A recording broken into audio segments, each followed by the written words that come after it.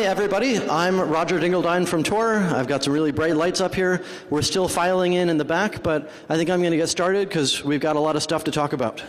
So hi, I'm Roger from Tor, and let me get the clicker working. There we go. Okay, so I'm going to start off telling people a little bit about how Tor works. How many people know quite a bit about how Tor works already? Raise your hand if... Great, I see a lot of hands. Awesome. So I'm going to blow through the beginning introduction stuff, and then we're going to talk more about the censorship side of things. So what is Tor? Tor is a free software project. Tor is a nonprofit. Tor is a protocol. Tor is a network of volunteers running relays around the world. Tor is a bunch of researchers trying to figure out how to provide better privacy and better anonymity and better safety to people around the world. And we've got some number of users. It's a bit hard to tell because it's an anonymity or privacy system, but one estimate puts us at about 2 million users a day, and another more recent estimate puts us at about 8 million users a day, which is a huge network of people. At this point, the average Tor user is the average internet user, which is pretty cool. Okay, so what are we trying to do here? The threat model, the question is, we've got this user Alice. She's trying to go to some website Bob or some service Bob, and somebody is trying to learn who is going to which place. So maybe somebody's watching Alice's local network connection, maybe that's somebody spying on the Starbucks, maybe that's somebody being Comcast or the local telco, or maybe they're watching on the Bob side, maybe they're watching WikiLeaks and they want to know who's connecting to it. Or maybe they're somewhere in between, they're NSA or AT&T or something like that. So this is the scenario that we're trying to think about. An important thing to consider, anonymity is not encryption. You should use encryption. Encryption is good. But even when you're using encryption, somebody watching your traffic gets to learn who you're talking to, when you're talking to them, how much you're talking to them. And I keep talking to companies who say, no, I use a VPN. It's totally fine. I've got encryption. I'm good. Whenever the intelligence agencies are thinking about figuring out who's talking to who, they draw their social network graph, they figure out who's in the middle, they figure out whose house to break into. So it's not even about breaking the encryption anymore. It's about drawing the social graph and figuring out who's interesting. So another way of looking at that, everybody here knows creepy NSA dude, I hope. So we kill people based on metadata is his quote from a few years ago. So that metadata is exactly the name of the game on the Tor side. We try to protect who's talking to who, what websites you're going to, where you are in the world when you're using the internet, things like that. So I actually only use the word anonymity when I'm talking to other researchers. When I'm talking to my parents, I tell them I'm working on a privacy system because privacy is a good American value. But when I'm talking to companies, I tell them I'm working on communication security or network security because I hear privacy is dead, I hear anonymity is scary, but you're right, communication security, that's a really important thing to do. And when I'm talking to governments, I work on traffic analysis resistant communication networks. And again, it's the same system, it's the same security properties, it's the same users, but they're using it for different reasons. And part of the goal of this is to try to figure out how to frame this for different people so that they can all blend together. You can't have a cancer survivors anonymity system where all the users are cancer survivors, because then everybody will know why you're installing it and why you're a user. So you need this wide variety of people. And then the fourth category we're going to talk about today is the reachability side of things. People trying to access websites like BBC and GitHub from different parts around the world. So the goal of Tor is to blend all of these different groups into the same network so that they can provide security for each other. So how does it work in a nutshell? We've got a network of relays around the world, and people build circuits, build paths through 3 of the relays, and the goal is that no single relay gets to learn which user is talking to which destination. So that was actually only half of it. That was the network level privacy half. There's also the browser level privacy half where cookies and flash and browser resolution and all sorts of other things can give you away or can make you identifiable while you're browsing the web. So the second half of Tor is Tor Browser, which is a version of Firefox that tries to fix all of these application level issues. And there are other ways of using Tor. There's an operating system called Tails, which is Debian-based, which has everything you want pre-configured and nothing you shouldn't want. And it's a live CD, so when you're done, you pull it back out and everything disappears from your system. We now have a Tor browser Android, which is awesome. So now that Firefox actually works well on Android, we can have a Tor browser on Android. So there's an actual first-class Tor browser that does everything that the normal Tor browser does on Android, which is great. So another piece of knowing about the Tor background is how fast the network's gotten over time.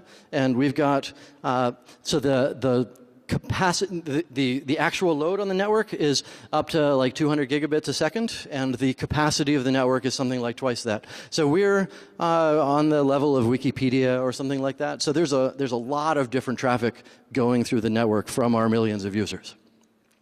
Okay, so one of the questions that we think about in terms of how to assess, whether Tor is doing its job is how do you measure safety? How do you measure diversity? How do you figure out whether Tor is keeping somebody safe, and how do we think about that? So the first question is the diversity of where the relays are. The more different relays we have around the world, the safer it can be, the less likely it is that a given attacker is going to be able to watch all the traffic going into the network and also your traffic going out of it. So for example, French intelligence probably isn't in a good position to be able to see enough of the traffic on the internet to start correlating people.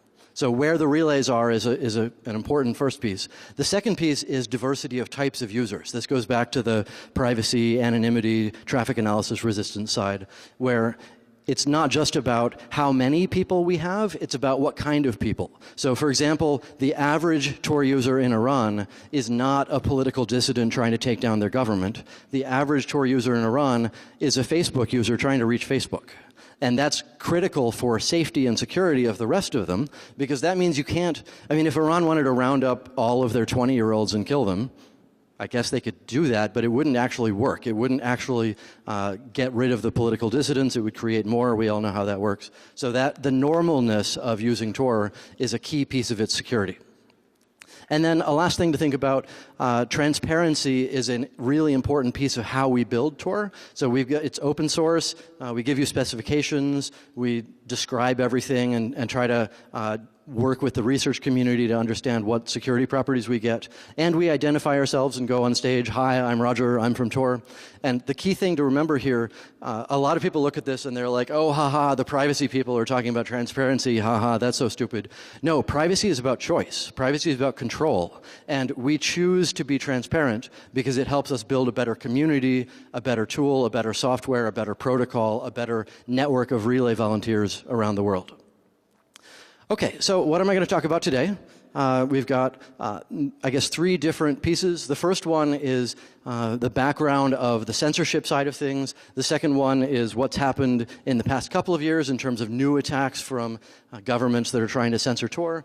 And then the third one is a bunch of new tools that we're working on that will hopefully move us forward in the arms race. Okay, so I'm going to start with the background side of things. How many people here know about Tor bridges and pluggable transports and phrases like that? I see far fewer hands than before. Okay, awesome. So when you're trying to think about a censorship resistance tool, there are really 2 pieces to it. The first piece is the relaying component, the encryption, how you build the paths, stuff like that. And the second piece is the discovery component. Where do you learn the addresses or the proxies or whatever first contact you have? How do you learn how to connect into the network in a way that you can get an address that somebody else hasn't blocked already? So the simple version from the Tor side of the discovery approach is we have a centralized set of directory authorities, and they build a list of all the relays, and then all the clients fetch that list. And that's great. It's simple. It's easy to understand. We can think about the security of it, but it's not good from a censorship side because you, the adversary, get the list of all the public relays, and you block them, and that's the end of it. So that's actually not how the story started. The first blocking that we had was actually blocking of Tor's website back in 2006. And then in 2007, SmartFilter and WebSense started blocking the Tor HTTP directory fetches because we were using unencrypted HTTP back then. So yeah, so that it started off not from a more complicated thing. It started off from blocking the website and blocking the initial Tor protocol. And blocking the website actually works really well. Like, here are some screenshots from back then of the Tor website from various countries around the world. And we've got, some fun ones. It's here we are. This website found cannot be accessed in the UAE. Here's another one. The site has been blocked due to content that is contrary to the laws of the Sultanate. And they're trying to make it fun. We've got another one down here. Oops, oops, we blocked this thing. Oops, we're fascists. Sorry, this is fun. And there's this recurring theme where people are trying to make it fun. We're not, totalitarian regimes. We're just trying to help you out on the internet. They're these friendly, goofy people who are the reason why this website doesn't load. It's all fun. Why are you all so angry? So blocking the Tor website actually worked pretty well back then, because at the time, everybody thought that anonymizers or proxy tools were websites that you go to. So people would try going to the Tor website, it wouldn't work, and they would say, oh, I guess Tor doesn't work anymore. And Tor worked if you had a copy of it, and there were people in Iran who were giving it out over USB keys or something like that. But blocking the website actually worked pretty well. So fast forward a few years, the next interesting event was, does everybody remember, I guess 10 years ago, there was an election in Iran, and this guy named Mousavi won, but then suddenly he wasn't in charge, and then there were a lot of people who were angry in the streets. At that point, the government did a lot of trying to censor things and trying to block things. One of the key steps that they took was throttling SSL. So they bought this fancy new Nokia Siemens device and got somebody from Russia to come in and configure it for them. And they detected SSL on the wire and then turned down the bandwidth that you get for SSL.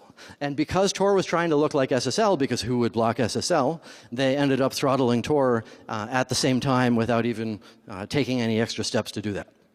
So that's actually one of the ways. Let's think about this more thoroughly. There are 4 basic ways of blocking Tor. The first one, those directory authorities I talked about before, they're centralized. There are 9 of them. If you block them, nobody can bootstrap. The second one is you get the list of the 7,000 relays around the world, and you block all of those by IP address. The third one is you look at Tor's network fingerprint, and you do deep packet inspection to try to figure out if this flow that you're seeing is related to Tor.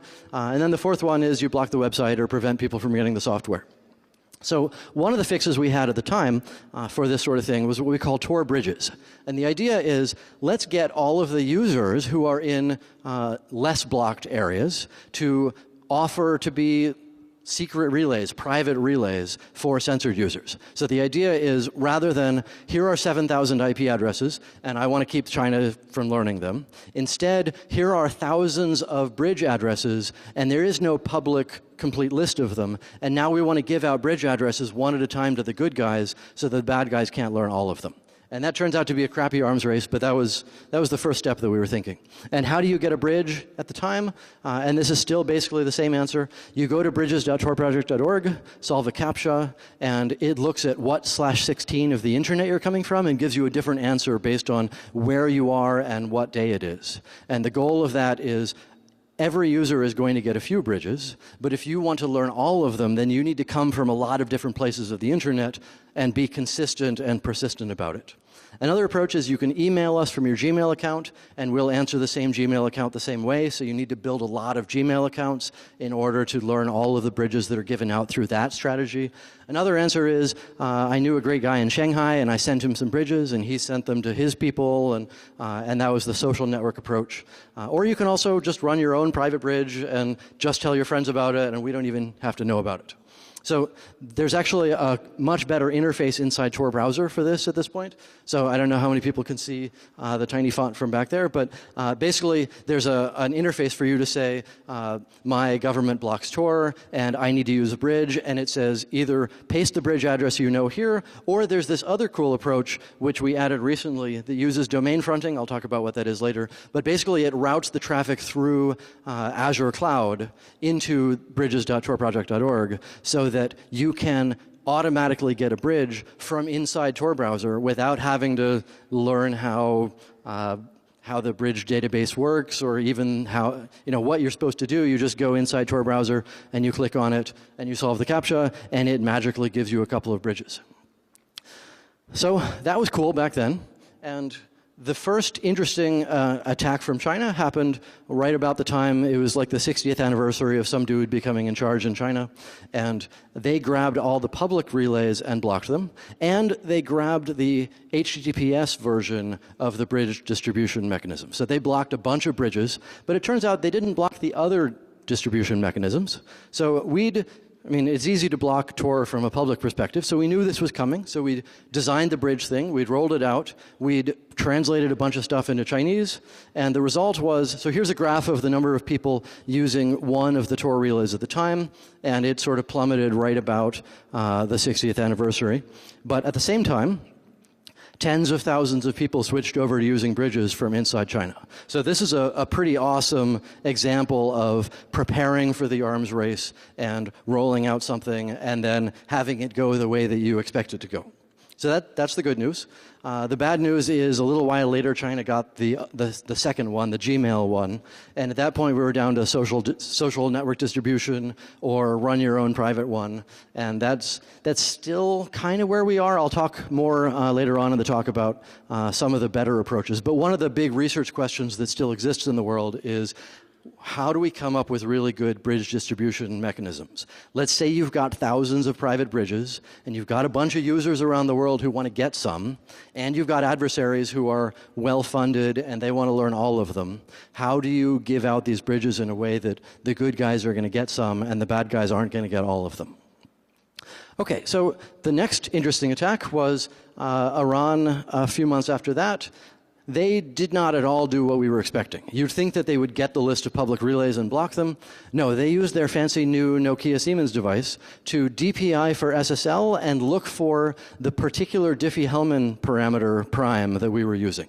So this was the very first step that Iran used to block Tor. They DPI'd for our SSL handshake, and they looked for a particular number in the handshake and said, you're using a different prime than Firefox and Apache use, so we're gonna cut those connections. So we started off making a list of like 15 ways somebody can block Tor and what we would do for each one of them. Boy, was this not on our list of 15 ways people could block Tor.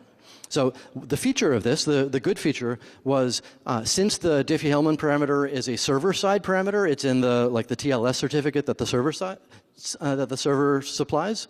We could change just the relay side, just the bridge side, and users didn't have to update at all. So it was just, we change a couple of relays and suddenly things work again. So here's a graph of people who were using Tor from Iran at the time. You can see when the blocking happens, and it was actually a great guy from Team Cymru who was messing around in the Tor code, and he's like, I don't know what this constant is, but when I change this constant, it starts working again. So that was wonderful for him to find that and be able to fix it in a week or two. So fast forward a little bit more to Egypt. There was a bunch of interesting stuff happening around the Arab Spring. You can see in the graph where they blocked Facebook, and you can see in the graph where they unplugged the internet. And my favorite part of this is there are a lot more people afterwards using Tor than before, because there are a lot of people saying, yeah, we had a coup, revolution, okay, but the military is still watching everything they were watching before. The surveillance infrastructure is still in place. You're darn right, I'm going to be trying to use some safety security tools. Okay, so fast forward a little bit more. Then Iran ended up blocking Tor using DPI, looking at a different TLS parameter. So that was, you can see the little red dot on the right-hand side. So there was a much shorter event because I happened to be at home at the time looking at things. Somebody found it. We figured out what it was. We rolled out a patch like 12 hours later, and it basically didn't interrupt them much at all. And maybe that caused them to not do that further arms race. But that's a crappy arms race in general, where we try to look like SSL and they try to figure out a way where we don't really look like Firefox talking to Apache. So we'll come up with some better approaches. But in the meantime, how many people here know the horrible story of Blue Coat in Syria? I see one hand. Every time I ask, there's one hand, no matter the size of the audience. Oh, okay, 3 hands. Great. So a larger audience has 3 people who know what it is. So this is a story that everybody should know about. Long ago, in 2011 or something like that, there were some folks from Anonymous, from Telecomics, who found a misconfigured FTP server in Syria with gigabytes of Blue Coat logs on it. And each line in the log was, this IP address tried to access this website, and I allowed it or I disallowed it. So it's just line after line of IP address and URL and whether it worked. And that's actually kind of fucked up in general, that they have this surveillance and censorship infrastructure, and that they screwed up and put their logs out. But another piece of that is Syria is actually on the list of places that American companies aren't supposed to sell their stuff to. So these folks are like, hey, what you doing running the surveillance censorship infrastructure in Syria? And Blue Coat's like, oh, no, that's not us. And they're like, but the top of the log line says Blue Coat version 1.5 point something. And they're like, oh, well, yeah, okay, we sold it to Dubai. And how are we supposed to know that Dubai resold it to Syria? And so then they're like, yeah, and we totally shut off the auto update, and there's no way that these things are going to continue getting their updates. So the folks from Telecomics got the serial number from the Blue Coat device and connected to the update server, and they were offered an update. So basically, Blue Coat lied every step of the way, and the end of the story is, and then the State Department gave Blue Coat an award for their cooperation in the investigation. So it's kind of a sad story. It continues. Blue Coat was sold to Symantec. So now Symantec runs the surveillance and censorship infrastructure, and they probably don't even know it. So this is a recurring theme of these little arms dealers in Sunnyvale, California, who build these tools, and then their salespeople go out and they try to sell it to Burma and Syria and all the other countries that they can. And it's even worse than that. So I was at a meeting a few years ago with the German Foreign Ministry, and they were trying to figure out what should Europe do in terms of laws about, like, should we allow Italian companies like a hacking team to deploy their stuff in Saudi Arabia? What are the constraints that we as Europe should have? And one of the discussions I had was with a telco engineer from UAE who's like, look, you folks mandated the backdoors and all the routers. You put all the lawful intercept stuff in, and now you're angry when my prince plugs a port into the lawful intercept port on the router that you made. You put the backdoors in there, and now you're upset when we use them. So there's a big discussion right now about about encryption and backdoors and so on. And one of the really fucked up things is that nobody arguing about encryption from the FBI side realizes there are other countries in the world. So once you build a tool and you put your backdoor in it, and then other people use it and they don't have the same judicial process that we have, even if ours were good, then you end up with a bunch of different problems all around the world.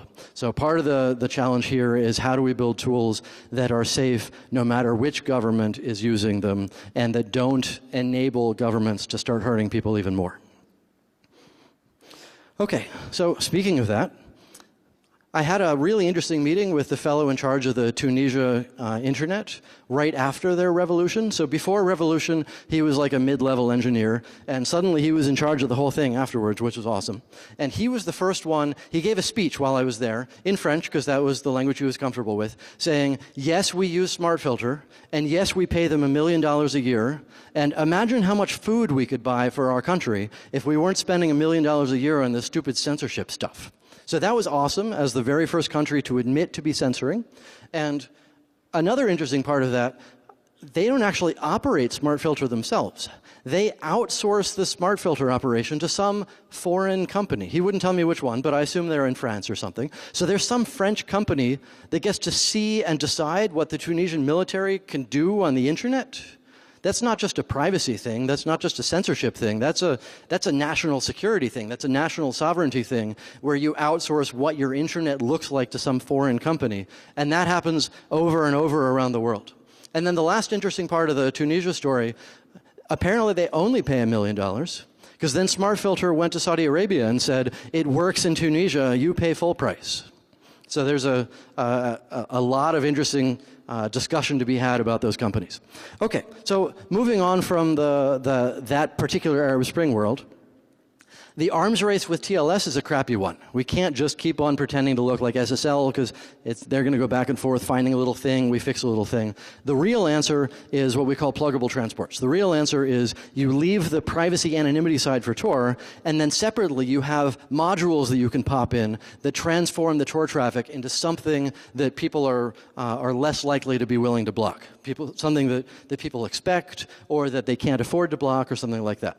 And there are two successful pluggable transports right now that are deployed in the world. The first one is called obfs proxy, obfuscating proxy. And the basic idea is you add another layer of encryption on top, and the goal is that somebody doing DPI to figure out what protocol you're talking, the answer is, I don't recognize this. And then they're forced to choose, do I block everything that I can't classify? In which case there's going to be a huge false positive side, or do I allow things that I can't classify, and then obfs proxy goes in. And then the other piece of it is called meek, or domain fronting, and the idea is that you route your traffic to Google Cloud or Amazon Cloud or Azure or something like that, and from there you reach through the Tor network using their cloud services, and that way they're forced to either block Google or not block Google. Okay, so that was the background side of things, and I'm going to speed up a little bit to cover some more things.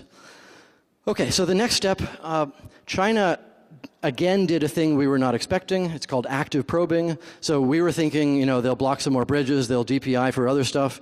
No, they looked at all the connections that looked like they might have been Tor, they're like SSL of some sort, and then they make a follow-up Tor connection of their own to that destination and talk the Tor protocol to it. And if the other side says, yes, I'm a Tor bridge, by talking the Tor protocol, then they cut that connection and blacklist that IP address. So they basically have infrastructure running at the nation level, at the backbone level in China, being able to make all these outgoing connections within a second or so of when they see something. And so the fix is another iteration of obfs proxy, where the client needs to prove knowledge of some secret, some password. So when you give out the bridge line, it comes with a bunch more parameters, including a secret. And if the client connecting to the obfs proxy doesn't know the secret, then the job of the obfs proxy bridge is to act natural, whatever that means. And act natural is kind of a complicated, like, what do I do? What do I do so that there's no fingerprint? And the best answer we have right now is we wait for a random number of seconds and then we hang up. Because if we ever provided an error, that would be a fingerprint. So we need to come up with something that blends in with a lot of background traffic in a way that isn't going to be recognizable later. Okay, so there are a bunch of other interesting stories that I'm happy to tell you about later. Ethiopia for a while DPI'd again on the SSL handshake, and then they stopped. Russia has an interesting story. So here's a graph of people connecting into the Tor network from Russia during a couple of years ago. And the fun part of this graph is people inside Facebook apparently have the exact inverse of this graph of Russia people connecting to Facebook. So this was when Russia blocked Facebook twice, 3 times, and then a bunch of people in Russia decided to use the Tor network in order to reach Facebook safely. And then Turkey's been doing some weird stuff that we still don't fully understand. There's definitely DPI involved. I don't think there's IP address blocking. They do it, and then they stop, and then they start, and then they do something else. So they've been experimenting with a lot of things recently. And then Venezuela is another fun example. They have an ISP called CAN TV, which is sort of their like Comcast equivalent, and it blocked the public Tor relays and a small set of public Tor bridges, but it didn't do any DPI, so it was just blocking by IP address. Okay, so another challenge that we've got in China right now, there are a couple of other circumvention tool projects. There's one called Lantern that actually reuses the obfs proxy design. And the idea, it's supposed to be modular. It doesn't have to be just Tor. It could be anything. So they give out these bridges to their people, and after a while, the bridges stop working as well. Are they being throttled? Is somebody learning about them? How are they learning about them? So there's a bunch of mysteries and design questions to solve there. But the important lesson is this feedback loop is really bad. So you do a thing, and it's not really clear whether they blocked a thing or not, so you don't know whether you need to change. So the tighter feedback loop we can have and the more certainty we can have about what's going on, the better everything works. And recently, so it used to be that China looked for a particular TLS pattern, something in the certificate, something in the cipher suites that the clients are offering, and if both of those matched, then it triggered the active probing. We've changed the cipher suites to try to look like the more recent Firefox and the more recent Apache, and some combination of patterns doesn't trigger the active probing right now. So are they not following up as closely as they could? There's a lot to be researched in there. And then another piece, let's not forget the political side of things.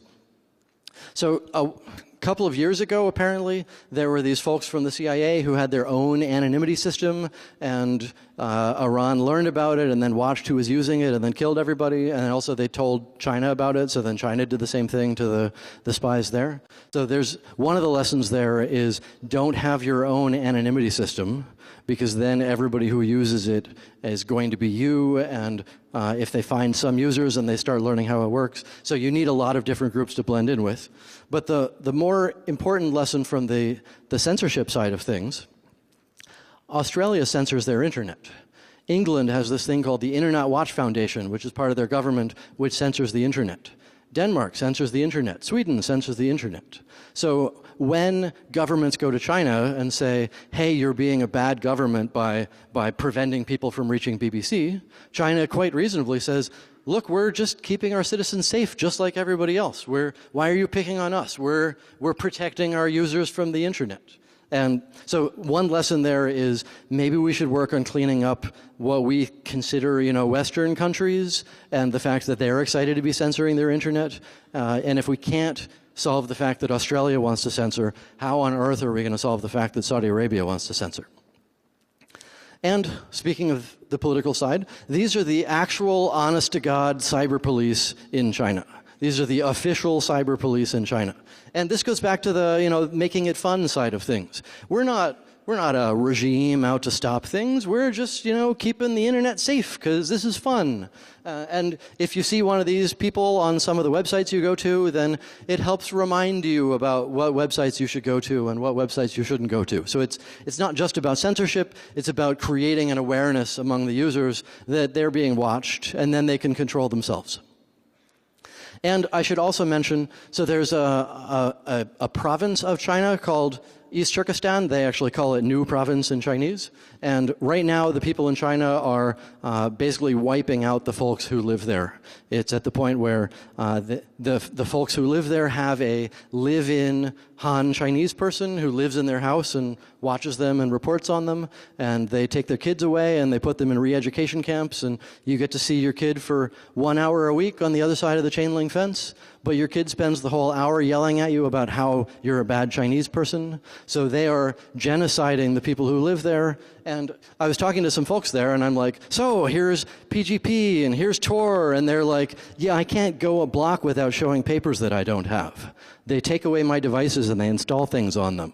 They're living in my house.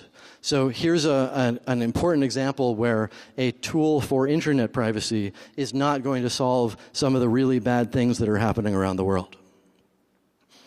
Okay, so what are some of the newer things that we're deploying in terms of tools that can be helpful for later? One of the really interesting ones is called Snowflake. The idea, so in the past for OBS proxy, you find a nice person who knows what Linux is, and they apt-get install obs4 proxy, apt-get install Tor, they edit a text file, maybe they open a port, and if you knew all those words, you're in good shape, but most people in the world don't do that. So the cooler way to do that, 10 minutes, awesome. The cooler way to do that is a tool called Snowflake, which is JavaScript that runs in your browser. So I'm a helpful person in a non-censored area. I want to help out the Tor world. So I install the Snowflake extension, or I go to a website which gives me some JavaScript, and suddenly I'm a Tor bridge. Without installing any new software, it's all running inside my browser. And it uses WebRTC, so it does NAT piercing correctly. And the goal there is to have a blizzard of snowflakes all around the world, where blocking them by IP address isn't going to make sense, because you're going to end up blocking every browser on the internet. And blocking them by DPI doesn't make sense, because WebRTC is what Google Hangouts uses. It's what a bunch of video chat things use. So if we can actually use the real WebRTC that normal browsers use when they're talking to each other and doing video chat, and if we can get an army of millions of snowflakes, then hopefully this will be a cool new move forward in the arms race. So you can install the Firefox extension, Snowflake, right now, and it will turn you into one of these volunteers. So it used to be a few years ago that we didn't need the extension side. There's just a website, you serve some JavaScript, and I mean, you could put it on your Facebook page, you could put it in an ad if you were evil, which we're not. So basically, all sorts of different ways of giving people the JavaScript, except the browser world is moving to not running things in the background. If there's a tab and it's not the primary tab that's open, then it doesn't run the JavaScript there. So we need to shift to a world where you install an extension, and then you're opting in, it's all above board, and you're volunteering to be one of these relays. So please install the Snowflake extension, and we're working on coming up with a better GUI and better visualization and feedback about how many snowflakes there are in the world. And if you're a Chrome person rather than a Firefox person, there's another one called Cupcake that's been around for longer and now has Snowflake built in as well. And it's got these cool icons that tell you how your cupcake is doing. Are you helping? Or is it sad? Is it happy? Stuff like that. So we'd love some help on the development side of Snowflake and Cupcake. At the same time, we need more OBS4 bridges. So here's a URL, community.torproject.org/relay/setup/bridge. And please go there, follow the instructions. If you're a Debian person, it's all pretty easy. The most complicated thing is opening a port on your firewall. Or maybe you have a computer on the real internet and you don't even have to do that step. So it'd be wonderful to have some more OBS4 bridges so that we can have more flexibility about giving out more addresses in more ways without getting them blocked as quickly. And in the future, we're experimenting with an apt install Tor servers that gives you a decision tree sort of thing where it says, do you want to be a bridge? And you say yes, and it says, do you want to open this? And you say yes, and then you don't have to know what a text file is in order to be helping out and running an OBS4 bridge. Okay, so I'm going to skip a couple more. I'll briefly talk about some of these things, and then we'll get to the end.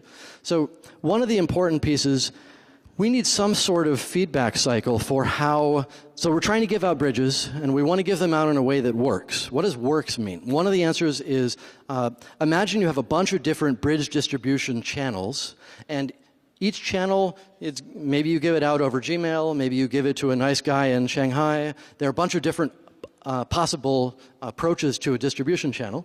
And let's see, great. So let's think about for each channel, how much use do the bridges get that we give out over that channel?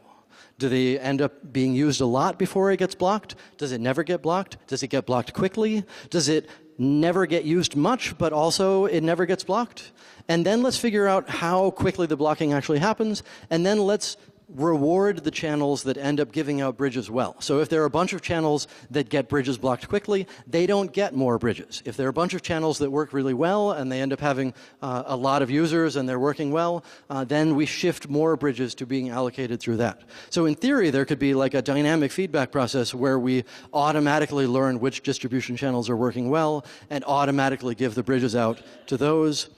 It turns out that measuring bridge reachability is really hard. Do we install a computer in China and scan all the bridges and hope that China never notices that we're doing that? Do we give out a few addresses to each volunteer and let them scan that and hope that the volunteers aren't the bad guys trying to learn them? So there is a project called UNI, the Open Observatory for Network Interference, that is basically a mobile app that lets you test a bunch of things from your local network. Its main goal is to figure out how am I being censored, but maybe we can also use this as an infrastructure for learning about which bridges are blocked where and how reachability works. So there are a couple of other interesting upcoming things. There's a tool called Format Transforming Encryption, or Marionette, and the idea is that it transforms the traffic into whatever regular expression you describe. So if you can describe HTTP as a regexp, then it will transform Tor traffic into what looks like legitimate unencrypted HTTP traffic on the wire. And if you've got a DPI engine that has a classifier for HTTP and it says, yes, this is HTTP, then the classifier thinks it should let it through. I let normal unencrypted web browsing through.